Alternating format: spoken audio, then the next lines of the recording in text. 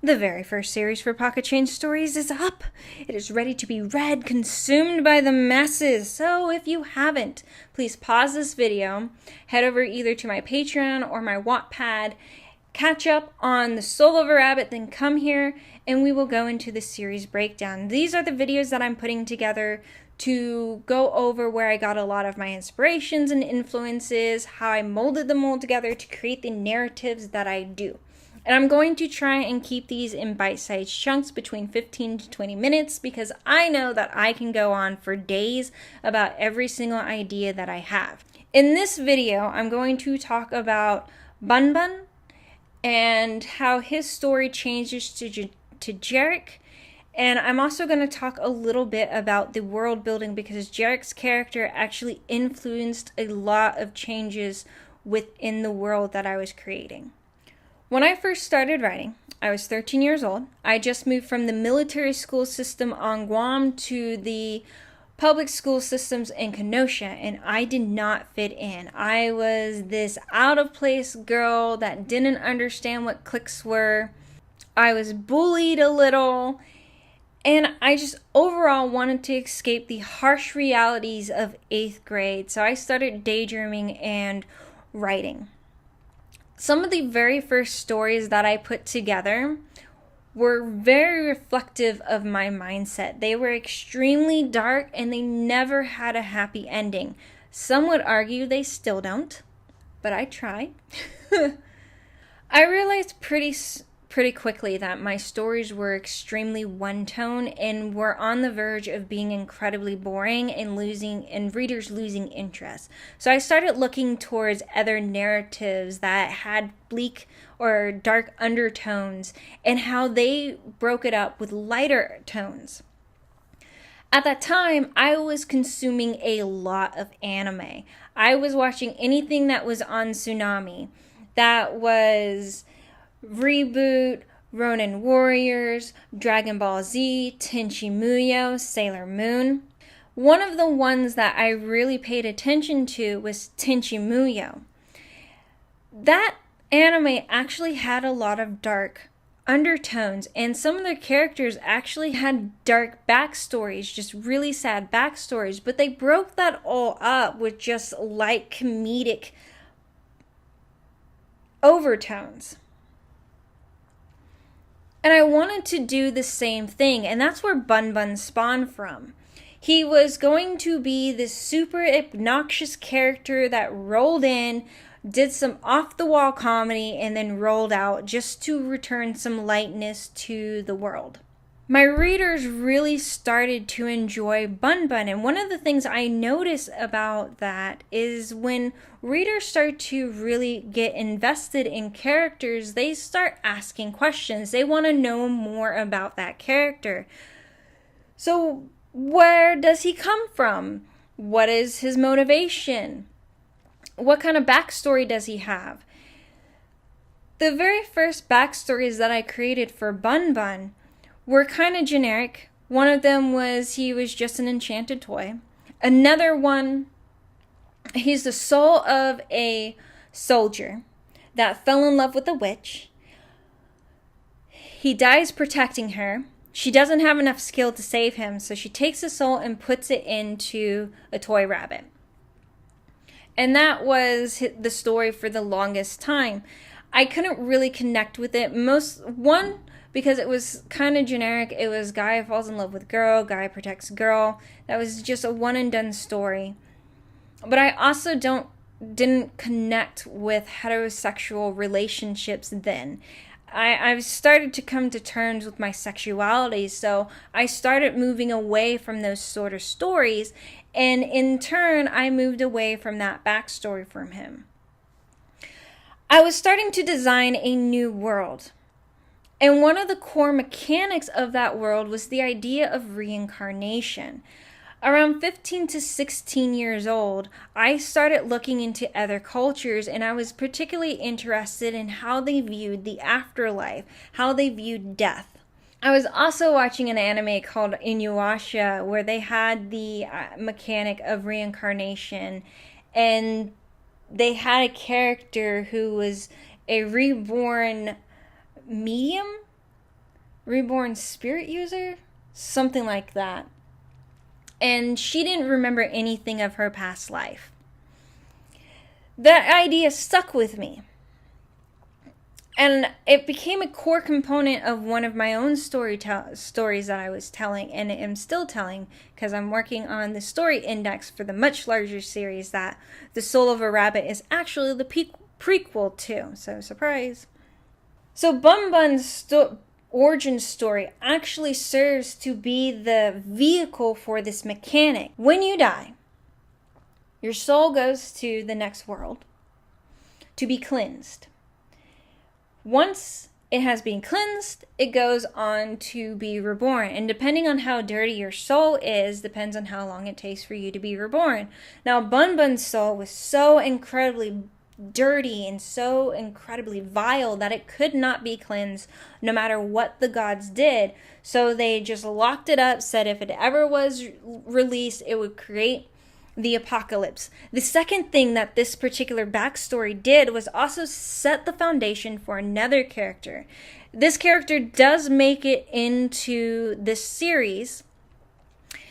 You catch a glimpse of him at the end of chapter 3, and you really get to meet him in chapter 5.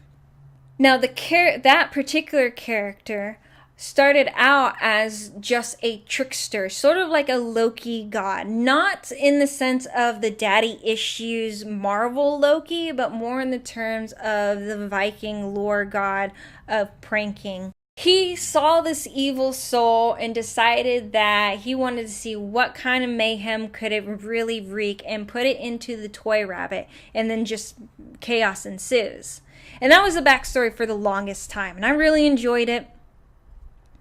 But as I started developing the world, I knew that in Bun Bun's character and his origins again, I wanted, in that particular character and how much they were going to link up, his backstory changed a whole lot more and leads a lot more into what Jarek's story is now. The fact that he was this evil guy who pisses off a god and is punished by having his soul removed and put into a toy rabbit. That is the base for Jarek's story. The problem with sticking with Bun Bun's story was that he was just evil for the sake of being evil, and I knew that that was not going to capture my reader's attention. So when I started thinking of what the first series I wanted to do with Pocket Change, Bun Bun origin story was the first thing that came to mind. And it kind of seems fitting because Bun Bun has always been my hero whenever my stories get to be too dark. So this is just really me kind of showing my gratitude towards this character, as well as being able to set up the foundation for a much larger series that I'm currently working on. It's in the pipeline, the story pipeline. Now, Jarek's story and how it goes from being what I had originally envisioned with Bun Bun's story was a very interesting evolution. Again, he couldn't be evil for the sake of being evil. The other thing I had to do away with was this idea that protagonists could only be good.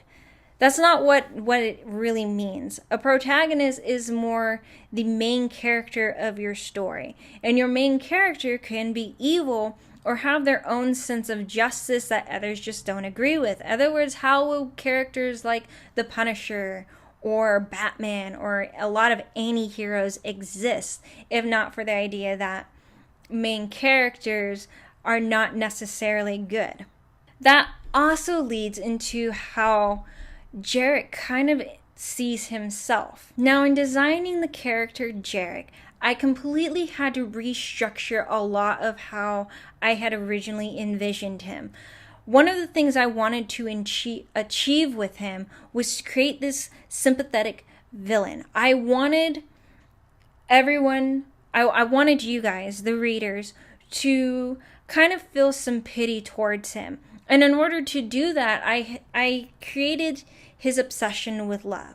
In order for that reason to exist, I created the mechanic, the Madness of Champions. So they kind of developed simultaneously as I was writing this story out, and didn't really become full-fleshed until much later, until chapter 3, when I was really getting into how the champions and the gods' relationships worked at that point in time. The other thing that was really important for me to write was how he viewed himself. Because I'm writing it from a third person perspective and not from a first person perspective, I really had to hone in on how best to reveal his character. That's why I paid a lot of attention to dialogue, and then in the description parts of the story, I paid a lot of attention to how everybody else reacted to him. So his dialogue was often along the lines of, I'm a businessman, I'm only doing what my gods asked of me, I'm doing what Kalina has requested. That dialogue also set up a lot of the foundation for how the gods are not viewed as good or evil, nor is the champion. Yes, they're black and white, but it's not in the terms of good versus evil. I'm going to start this out by saying I'm not a very religious person, and the way that I view religion is going to be vastly different to everybody else. But how I have always seen a lot of the lore that comes out of even Christianity, Egyptian, Viking, Greek, a lot of those mythology talk about how gods punish the humanity, and how it's never actually viewed entirely as being an evil thing. It's more viewed as being deserving.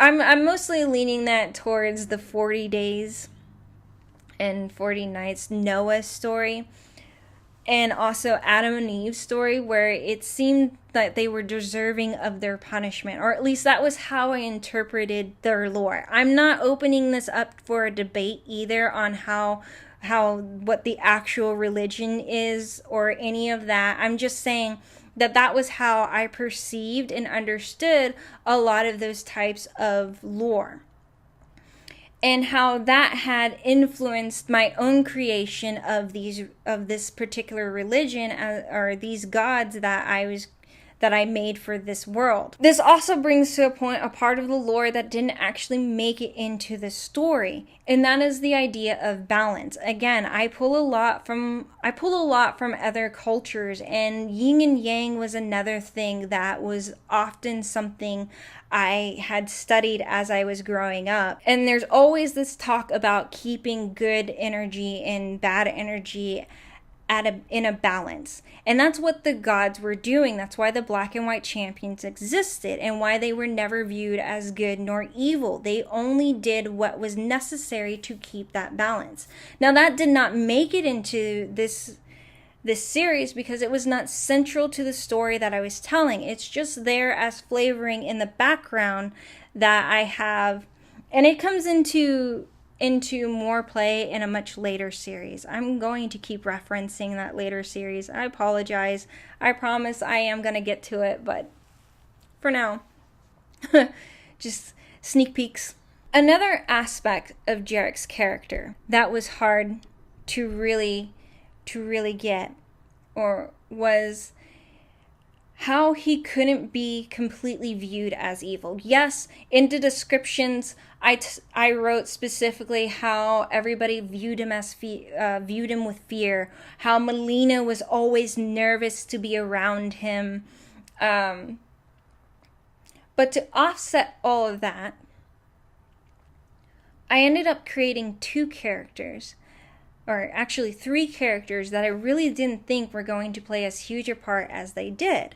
Bardolph and Nebelina, when they were originally created, were only meant to show off Miss Lev's ability to create toys that had life.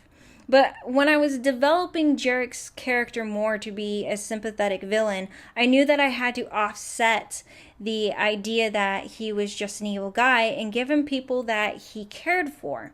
That's also part of being human, and no matter how evil of even in other medias, no matter how evil a villain is, there's always something that they care about. And Abelina and Bardolph were one of those two things, as well as Judy. They were the three that sort of showed the other side of him. And Cadby, I forget about him, mostly because he's not shown until the fourth and fifth chapter. So Judy and Abelina are in particular the ones that I really want to focus on and talk about for these last couple of minutes. Judy's character came into play when I wanted to show how cautious he was. It was part of his character development to show flavoring, to show how cautious he was and how gentle he was towards her. That's why I went through extra lengths to describe how she puts the bottle down in front of him so that he sniffs it first. How she stays in front of him to bandage him because he sits with his back. It shows his nervousness or how untrusting he is of everybody else, but can be trusting of her. And there's also a conversation that she has with Euphoria about how he kills her husband and how she doesn't view that as a bad thing. She says it herself. He killed an abusive man, so she is grateful towards him, and he recognizes that and treats it as such. Abelina's character was another aspect that shows sort of his gentle side. The other thing about Abelina and Jarek's dynamic is that it's very reflective of some of the relationships that I actually have with some of the men in my life. There are a couple of men that are very just like big and broody and very tough, but they treat me very kindly, where I see them be sort of mean to everybody else. They do the opposite for me. And that was sort of where I drew a lot of my inspiration for the dynamic that exists between Jarek and Abelina. He's this very tough dude, but he's super gentle to her. And again, Abelina wasn't supposed to be a very big character. And I'll get more into her because at the point that this video is coming out, I haven't completely revealed what her entire existence to the story actually means, or what her entire reason or her exists for this particular one. But I used her as another way of really just showing another side to him, the same way that I did with Judy, is just showing this other side to him because I was really hoping that it would make him more relatable for readers and for you guys. You know, I really wanted him to have some relatable qualities to him. All right, I'm actually going to end it here. There's so much more to talk about, but I am also starting to get a little lost and overwhelmed with telling my own stuff. So I'm going to turn this over to you guys. Was I able to create a character that you guys felt some sort of pity towards or that you could relate to in some sort of way? Do you kind of see where I'm getting a lot of my influences from the anime? In particular, the Cat Tongue Bar is a great example of just how anime has influenced me. In particular, Fairy Tail has a bar. That's another anime. Fairy Tail has a bar that's very loud and colorful, and that's sort of where I drew what the Cat Tongue Bar was also inspired off of. And if you could answer a couple of these questions for me as well, what do you think so far of the story that has been released?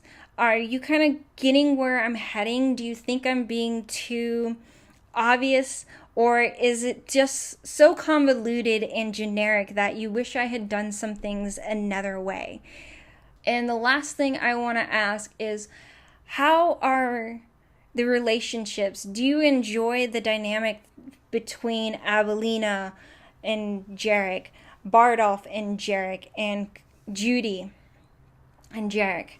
I will try and touch upon those characters a little bit more. Again, that's a lot of world building that I didn't want to just run into just yet, because I'm waiting for you guys to meet and understand the characters a little bit more, which I don't think you'll get until the 4th chapter. All right, so I'm going to end it here. Please leave all your comments in the comment section below. And as always, like, comment, follow, but most important of all, share. I cannot become a better writer if people don't tell me what they enjoyed about the story, what worked and what didn't work. And in order for that to happen, I need people to share. All right, so I'm gonna leave it here. I will see you all in the next breakdown. Laters.